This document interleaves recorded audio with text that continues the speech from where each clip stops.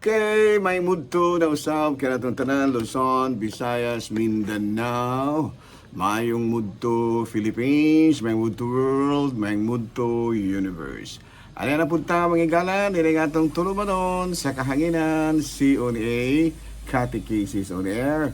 O ako lang gihapon kini yung ubus nga alagad, Reverendo Padre Edwin Academia Acap. Abino adlaw na usab karon nga unsa man tarong adlaw. O ibis na manghigala no pizza size na kini sa bulan sa Agosto. Ayan. So padayon na ta manghigala no sa ato ang panikay-sikay no sa ato ang sa atong programa diri sa kahanginan sa DYWC Teleradyo o sa Radyo Bandilyo. Ayan no. Bino arita mga gala sa ato ang sa sato pa di ako ng ating baon no ug mayong mudto ang akong mga classmates no si Padre Tonton Arnaiz no padali na kayo da brother no ako ang classmate mga gala nga doon na karoy gimulo-mulo gamay no tuwa karo Cebu mga gala no unya ako pong classmate kana karon diha sa kuan kining San Juan Siquijor no si kining Father Dami o gigaman usab si Padre Obing Masyon diha na usab karon diha sa Dawin. Ayan no. Bino padayon ta mga higala sa ato ang mga buhat tono ni ining kamuntuhan. Bino ari ta mga higala sa atong Saint of the Day. Bino ang atong Saint of the Day karon.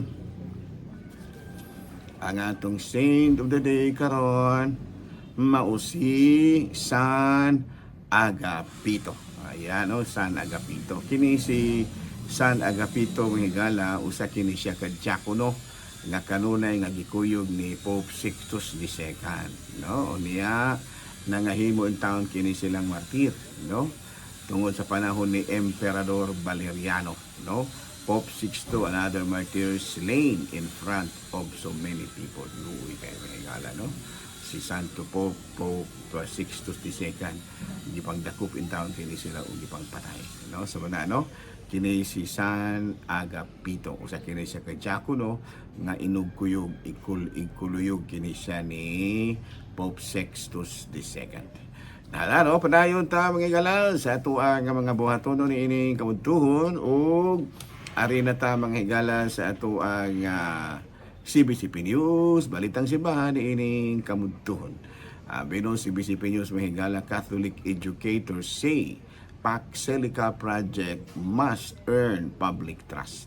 Muna no nga kini namong mo ingon nga maayo kining Paxelica, lo na po may ingon nga dili maayo. So muna nga kinahanglan nga ipasabot gyud og maayo sa gobyerno kung unsa gyud kining Paxelica. No? So dili lang na ako niya ning pangitaang panahon nga maka-explain po ko ining Paxelica mahigala ha para po nga kuan punta makakulo komentaryo po ta gamay no. Unya balita mahigala gikan sa Vatican sa pagbisita karong adlaw mahigala mo bisita si Pope Francis dito sa lugar ni San Francisco no dito sa may Assisi. Unya sa iyahang niyang pagbisita iyaw niyang i-encourage ang mga batanon dito to dream great things, no? Great things, no? Kana maghuna-huna na malamang magduludam-gudamgo na malangpod mo, kana pong nindot pong mga damgo nga makahatag pong kalambuan. Dili ra pong gikapasagan na damgo-damgo niya. Okay, no? Nara, no? Padayon ta mga igalas sa ato ang mga buhat tono ni ining kamuto. Nabi, no? Ari na ta mga higalas sa ato ang topic. Bueno, no? Bueno, ang ato ang topic karon is fiestas and religious events connect us to God and to others. Ayan, no? Ang mga pista dahil nato ug mga Katoliko ug mga religious, mga kalihukan nato nga religious, no? Makakonek dahil kanato ngadto sa Ginoo. Ayan, no? So muna nga kung makabantay ka sa fiesta manghigala, no? Doon na gyud kay magbation. Unang-una sa papista gani usag gyud na kapagpasalamat kini connect malagi ka sa Ginoo no matud pa diri sa unang sulat no di San Pablo nga taga Tesalonica kapitulo 5 bersikulo 16 sa 18. Pag malipayon kamo kanunay, pagampo sa tanang panahon ug pagpasalamat kamo bisag unsay mudangat kaninyo. Kini mao ang kaubuton sa Dios nga buhaton ninyo sa ngalan ni Kristo Jesus. No, pagpasalamat. No, ato pa kini ang fiesta nato mga higala, makapakunik ka nato sa Ginoo kay nagpasalamat malagita sa daghang grasya nga nadawat. No, sa ato pa mo kay mga rason nga makaingon kita nga ang fiesta o mga kalihukang relihiyoso mao'y makapakonekta ka nato ngadto sa Dios ug sa mga kaubanan sa santos po dingon ni ana, no. Unya base usab kini sa naandan nato, pagtuman usab kini sa atong mga naandan. No, kay kung atong basahon sa ikaduhang sulat ni San Pablo ngadto sa taga Tesalonica kapitulo 2 bersikulo 15, busa mga igsuon, barugi ninyo og pabilin malig-on diha sa mga kalay-laing pagtulunan o pagpamatasan nga among gitudlo pinaagi sa wali o sa sulat. No, sa tupa pabilin kamo nga malig-on sa mga among gikabiling pagtulunan o pamatasan nga among gitudlo pinaagi sa wali o sa sulat. Sa tupa dunag mga gipangbilin nga mga pagtulunan o mga kinibitang kalihukan nga gibilin kanato ang mga nahauna ka nato. Ug usa na niini mao ang atong fiesta, no? Sa ato pa kini mo man atong naandan mahigala, no? Panahon gani sa fiesta duna magyud tay mga kalihukan nga napanunod pa nato sukan pa kaniadto. Ug ang fiesta usab makahatag kanato og kahiusahan. Kung basahon nato sa Salmo 133, no?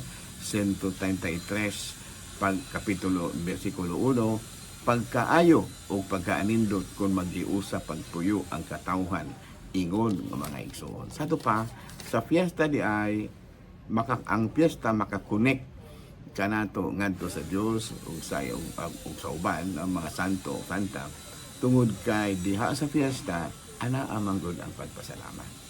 No, sa to padili kita malimot ana. Ako magfiesta ganita do nagipasalamat uban kay lahi man pong magfiesta kay kuan ra man gyud sugal man. Magpista sila para ra makasugal kay nahitabo na didto mahigala sa usa ka lugar, no, di lang nato isulting lugar ha. Istrikto kayo ang mayor, mahigala patay naman in taon to. Dili gyud siya mosugot nga magpista nga walay misa. Siya ay inyo rang gihimong kapital ng fiesta para makapasugal mo. Oo. Wala gani mo misa, wala gani mo andam, wala gani mo nagkuan kana bitaw naghimo og bisan unsang mga kalihukang relihiyoso. Unya mulukat mo og kuan kining permit. Kaya nga naman kalagmitan gud pista mga gala, murag tugtan na laman og makapatigbakay. Ano? Wala nga duna gyud mayor sa una mga gala, no? Nga di gyud mo sugot.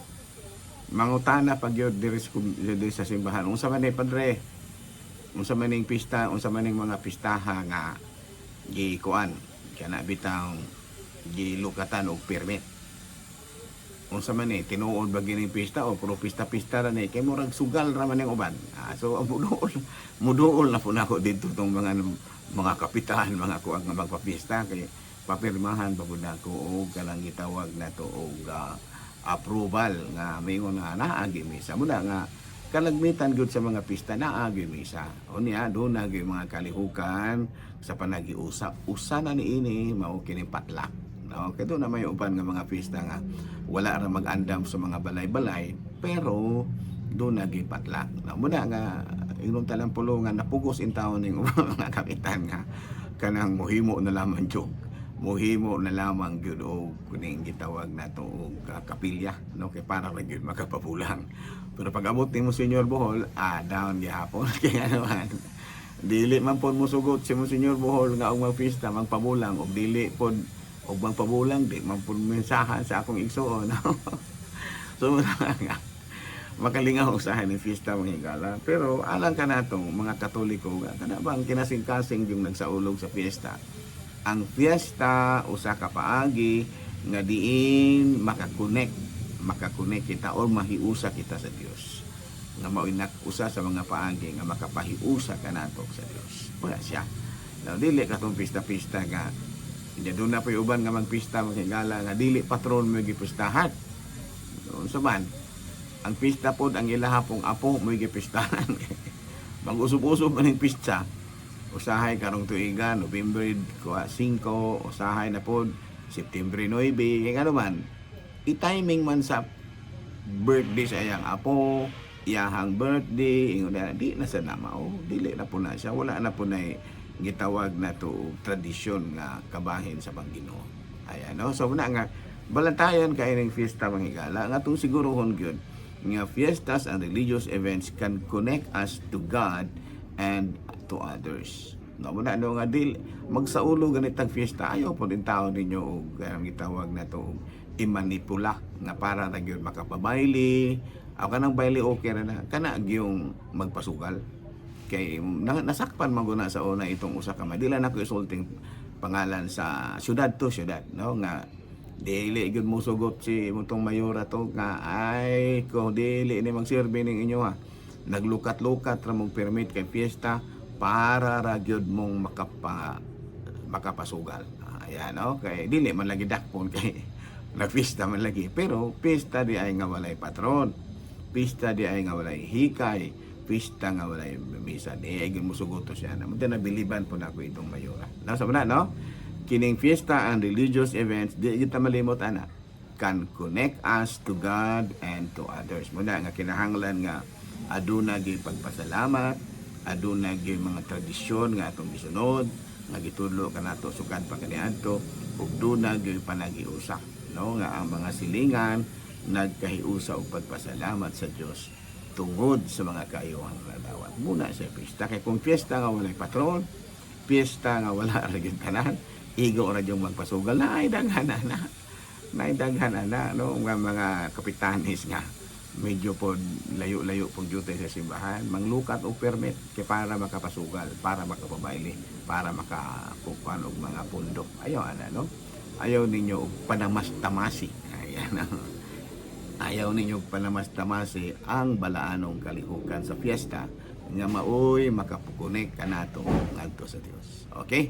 So ako dai nga timbayaon mga higala no, nga ako ang mga kanhin ako mga parokyano no diha sa may na-assign ko sa unang higala sa San Francisco, Santa Catalina, na-assign po ko sa Shaton, na-assign po ko sa Bayawan, na-assign po ko sa Ayungon, na-assign po ko sa Kalumbuyan, na-assign po ko sa Dawis. Amo ni ako mga assignments, no?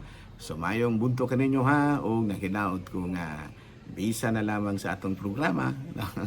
Magkahiusa ra gyud gyapon ta perme isip mga higala dili na isip kura paroko isip mga higala no mga higala man gid kay kura paroko beta no na kalagmitan gyud mga pari ug sa iyaha mga parokyano higala bena sa muna nga maghiusa ra gyud ta perme ha kanuna ra gyud mong sunod sa mga programa sa DYWC no bisan tuod kung yayampo pumintaw may kanunay no nga dili na may sige kaigo og kilat kay usahay matumba ang kining tower kanong sa itong bagyo Frank ba to nga natumba ang tower no unya doon na po to'y sa katong sa Odette wala maunsa ang tower no transmitter pero karon na po naigo na po og kilat ang transmitter sige lang no yan po lang ginato ha so daghang salamat og maayong mudto Pilipinas.